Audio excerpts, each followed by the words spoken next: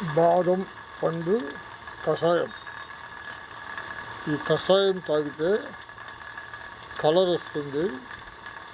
Plus ఈ కషాయం మరగబెట్టాక చల్లారాక ఫ్రిడ్జ్లో పెట్టాలి, అప్పుడే ఇలా అవుతుంది.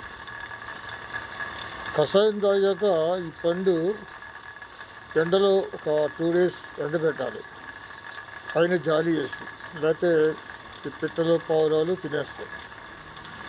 ఆ తర్వాత అది పగలగొట్టి మళ్ళీ పప్పు 2-3 days ఎండబెట్టి అప్పుడు తినాలి. అప్పుడు మంచి టేస్ట్గా ఉంటుంది. కషాయంలో పోయేది పవరు ఓన్లీ పండుదే, ఆ పీచుగా ఉంటుంది కదా, ఆ పండుదే. లోపలున్న బాదం పప్పుకి పవర్ ఏమీ పోదు, అదే టేస్ట్ ఉంటుంది, చాలా బాగుంటుంది.